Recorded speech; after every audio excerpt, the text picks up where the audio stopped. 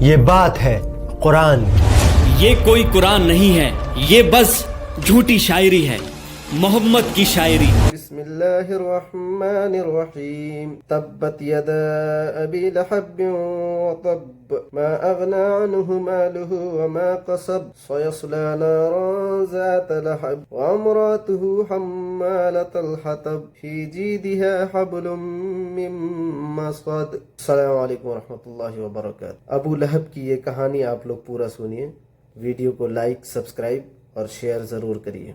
یہ بات ہے قرآن کی۔ یہ کوئی قرآن نہیں ہے، یہ بس جھوٹی شاعری ہے، محمد کی شاعری۔ یہ بات ہے اس آگ کی جو لگائے گی ایک بیوی اپنے شوہر کے لیے۔ محمد کے درد سے مجھے سکون ملتا ہے۔ غلاموں، یہ کانٹے اس کے گھر کے سامنے بچھا دو۔ یہ کہانی ہے اس انسان کی جس نے رسول اللہ کو بھرے بازار میں رسوا کیا۔ مکہ والو، اس کی بات مت سننا، یہ میرا بھتیجا محمد ہے اور یہ دیوانہ ہے، دیوانہ۔ وہ دیکھو پاگل آدمی۔ یہ بات ہے سورہ لہب۔ تبت یدا ابی لہب وتب۔ اکثر مسلم فیملیز میں بچوں کو قرآن کا رٹا لگوا دیا جاتا ہے، مطلب پتہ ہونا ہو، چاروں قول سورہ لہب یاد ہونی چاہیے۔ تبت یدا ابی لہب وتب۔ شاید اسی وجہ سے آج قرآن ہمارے گھروں میں تو ہے لیکن دلوں میں نہیں۔ کیا ہے سورہ لہب؟ سنا ابو منال، اللہ نے ابو لہب کا نام لے کر سورہ نازل کی ہے۔ خدا کی پناہ ہے بھائی۔ کون تھی ام جمیل جس کا ذکر اللہ نے اس صورت میں کیا ہے؟ ابیہ باجی، سنا آپ نے؟ کون سی بات؟ ام جمیل کا ہار اس کے گلے کی رسی بنے گا آخرت میں۔ اور ایسا کیا کر دیا ان دونوں میاں بیوی نے کہ اللہ نے قرآن میں ابو لہب کا نام لے کر انہیں کرٹیسائز کیا ہے؟ اس کا اللہ ہمیں آگ کا عذاب دے گا۔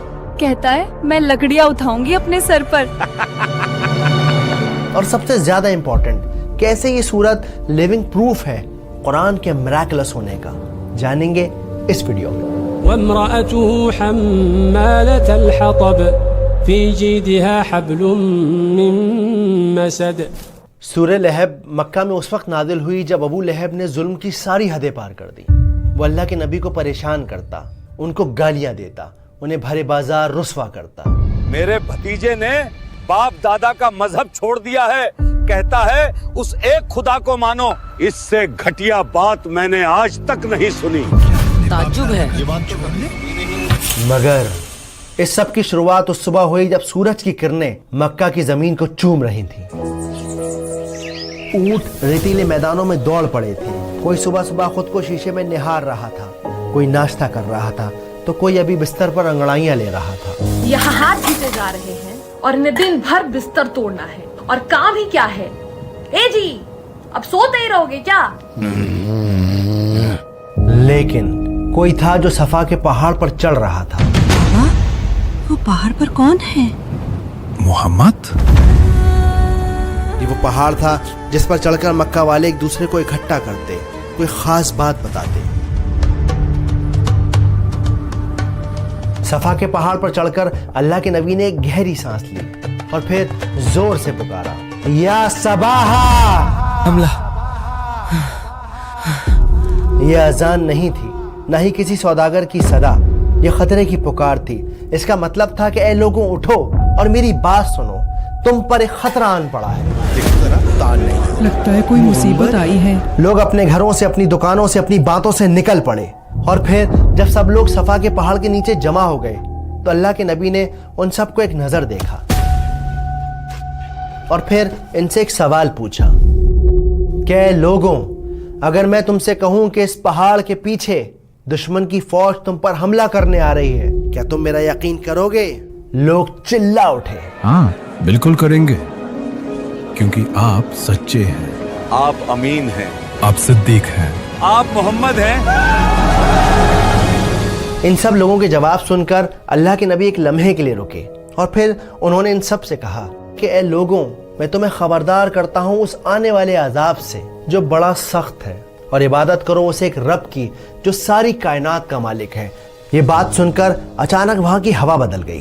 ان کے چہروں پر چیخ کا سناٹا چھا گیا. وہ سب ایک دوسرے کو حیرانی سے دیکھنے لگے.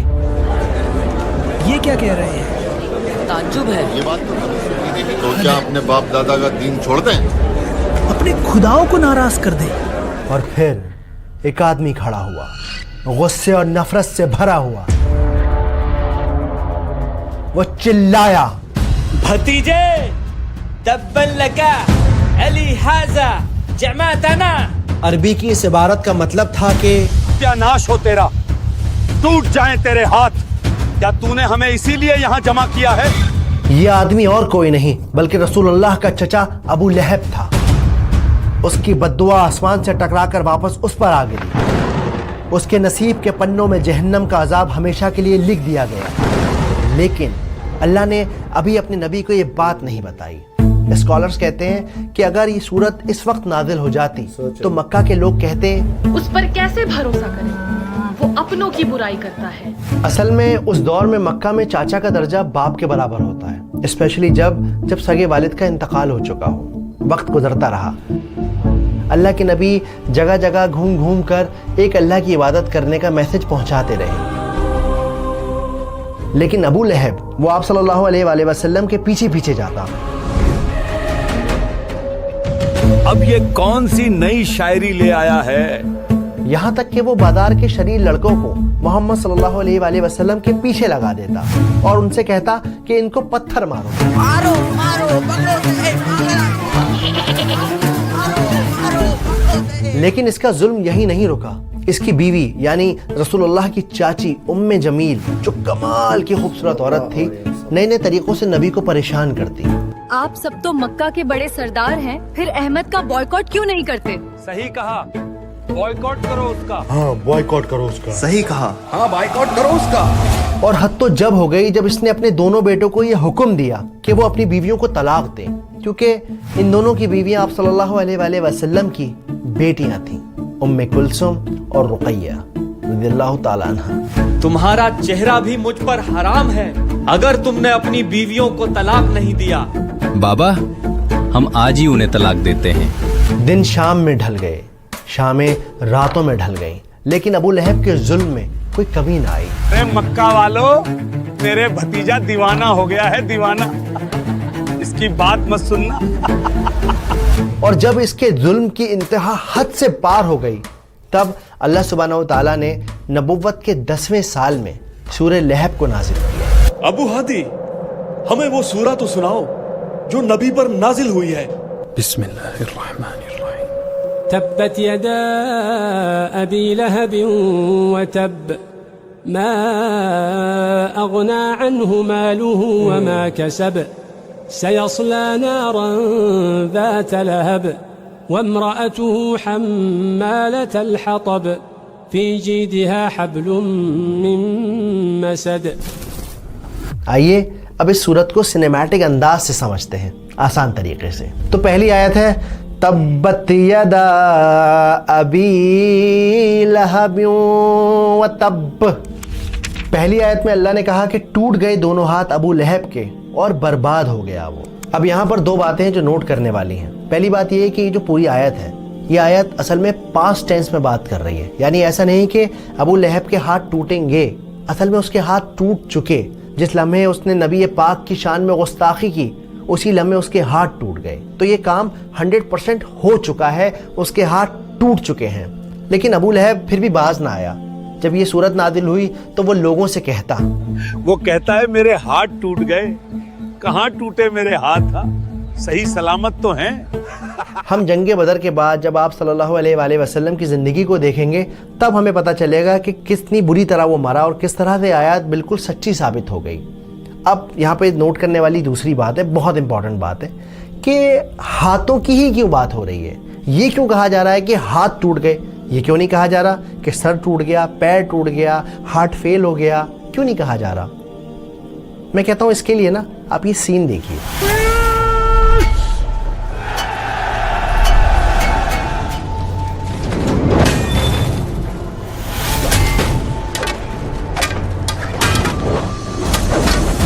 چلیے اس سین کو ایک بار پھر سے دیکھتے ہیں.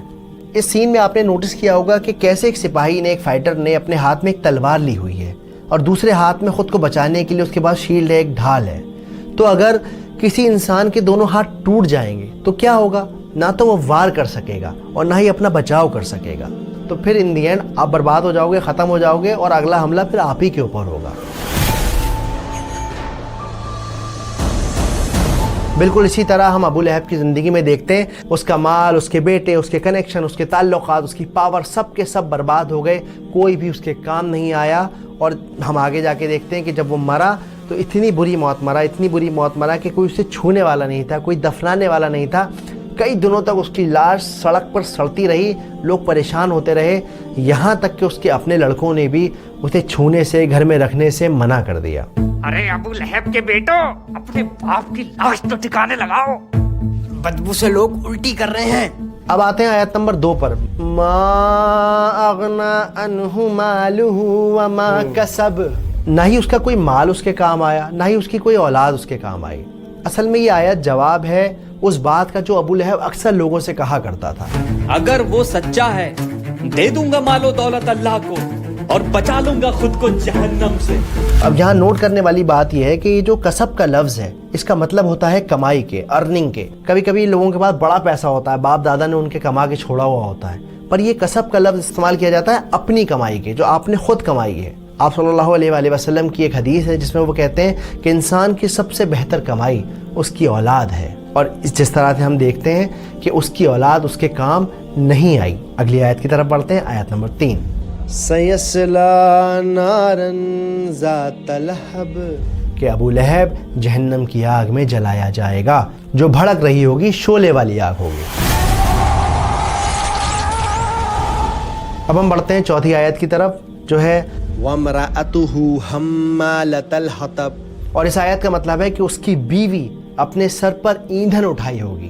ایندھن کیا؟ کہ وہ لکڑیاں ڈھو رہی ہوگی جہنم کے اندر. اس کا کام یہ ہوگا کہ جلنا تو ہے ہی ہے اور ساتھ میں آپ کو جانا ہے، اس کو جانا ہے اور جا کر یہ لکڑیاں لے کر آئے گی اور اس آگ کے اندر لکڑیاں ڈالے گی. تو جب ہم آگ میں لکڑیاں ڈالتے ہیں تو کیا ہوتا ہے؟ آگ اور تیز ہوتی ہے، تو اپنی آگ یہ خود بخود جلائے گی. لیکن یہاں مزے کی بات یہ ہے کہ اللہ تعالیٰ یہ بھی کہہ سکتے تھے کہ وہ جہنم میں جلے گی، وہ جہنم کا عذاب زندگی بھر جھیلتی رہے گی. یہی کیوں کہا کہ وہ لکڑیاں لے کر آئے گی؟ دیکھیے یہاں سمجھنے کی بات یہ ہے کہ وہ اپنی زندگی میں کیا کرتی تھی. آپ فکر نہ کریں، اب جو میں کہتی ہوں وہ کرتے جائیں بس. تو وہ اس دنیا میں اپنے ہسبینڈ کی نفرت کو فیول کرتی تھی، اس آگ کو بڑھانے میں اس کا ساتھ دیتی تھی.